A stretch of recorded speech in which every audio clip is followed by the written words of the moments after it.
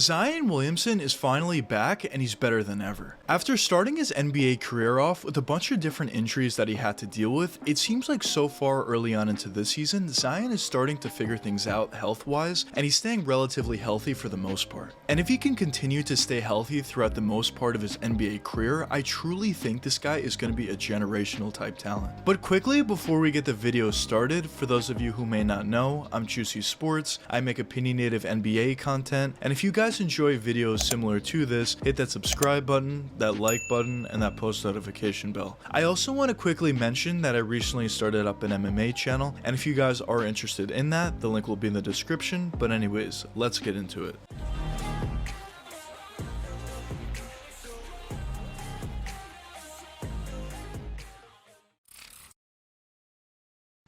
Zion Williamson has been a very talented player and a very sought out player ever since high school. And after that very good high school season that he had, and he moved on to college basketball playing with Duke, and he had a fantastic season again with Duke, the expectations coming into the NBA for Zion were extraordinarily high. People were expecting this guy to be the next LeBron James, at the bare minimum a superstar type player and a generational type talent. And anything below that would be seen as a draft bust in a lot of people's opinions. Now in my opinion, I never think it's fair to put those level of expectations on any player, no matter how good they are. Even if they do live up to those expectations eventually, it's just difficult to say that this NBA rookie that hasn't played a single NBA game yet is going to turn out to be a superstar type player, or if he doesn't, he's a draft bust. But early on into his rookie season, Zion was certainly living up to expectations as he played extremely well right away. In his rookie season, he averaged 22 points per game on 58% shooting from the field, 6.2 rebounds on 2.1 assists. Just incredible numbers for anybody in the NBA, let alone a rookie playing in his first season. And the thing about Zion was he was putting up those incredible numbers, but he also just looked even better out there when you actually watched him on the court. He had an above average basketball IQ, which is something that in my opinion is a little bit underrated about his game, and you could really tell this by the way he plays defense at times, knowing where he should be out there, while also having a pretty good idea of when to pass and playmake and how to do so as well. But of course, the main things that we already knew coming into the NBA, Zion was fantastic once driving all the way to the basket. He was basically unstoppable. Either he was going to dunk over you, finish around you, or finish through you with N1 finishes. There's really nothing that you can do to stop Zion once he drives all the way to the basket and gets that full head of steam.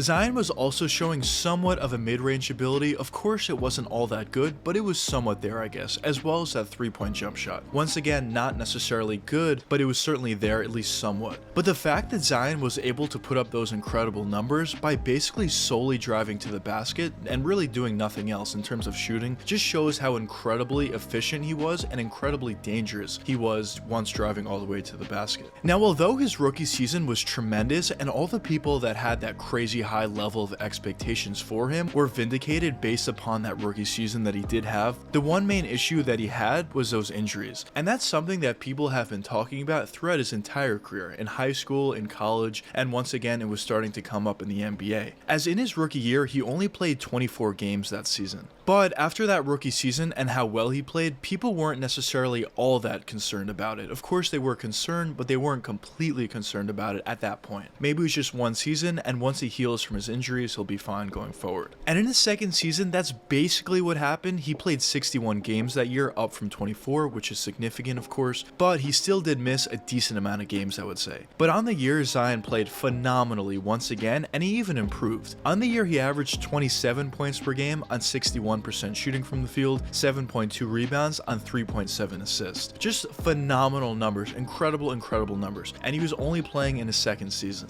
And once again, on the court, he was making improvements, and they were noticeable. The biggest thing that I would say improved is his passing and playmaking ability, which is something that he already did a pretty nice job of in his rookie season, but I think he just took another step in year two. And in terms of his scoring ability, specifically his driving and finishing ability, I would say it got even better. It was already unstoppable, but that season it got even better somehow. And after his second season, most NBA fans were extremely excited about this guy because yeah, once again he did get injured and he did miss a decent amount of games, but when he's on the court, this guy is just incredible. But unfortunately, after that second season, the injuries really started to creep up on him, as during the 2021 season, Zion ended up missing the entire year when most people expected him to come back around the midway point of the season. And at that point, people really started to take a step back and realize that this guy was getting injured quite a bit, and it was certainly a concern, as also during that time that he had off dealing with that injury, he ended up gaining a ton of weight and people started to get concerned about Zion. But going into the offseason, Zion did a really nice job at rehabbing his injuries while also getting into much better shape, and at this point I would say Zion is probably in the best shape of his career. And so far early on into the season, that weight loss and really rehabbing from those injuries and taking some time off has really paid off. As thus far this season, he played 21 games and he looks great. He's averaging 25 points per game on 60% shooting from the field, 7.2 rebounds on 4.2 assists as well. Just incredible numbers once again, but that's nothing new. When he's on the court, everybody already knows that Zion's going to be phenomenal. Now, I actually made videos about Zion in the past, and I said the biggest issue with him, of course, is those injury issues, but the main reason why he was getting injured so much is he just wasn't really in shape. So I thought step one would be to get into shape, and if he did, he may still get injured here and there just based upon his frame and his insane athleticism, but it would definitely limit it a little bit. And it seems like thus far he's done that, and it seems like thus far it's working. So in my opinion, if Zion could continue to stay in the shape that he's in currently and maybe even get into better shape as his career does progress, I do think those injury concerns are going to slowly fade a little bit. I still think he's going to get injured here and there just based upon his crazy athleticism and his build, as I mentioned, but I think he could really limit those major injuries that he does deal with at times and those little subtle injuries that he deals with at times by just being in shape and eating well and sleeping well and doing all those little things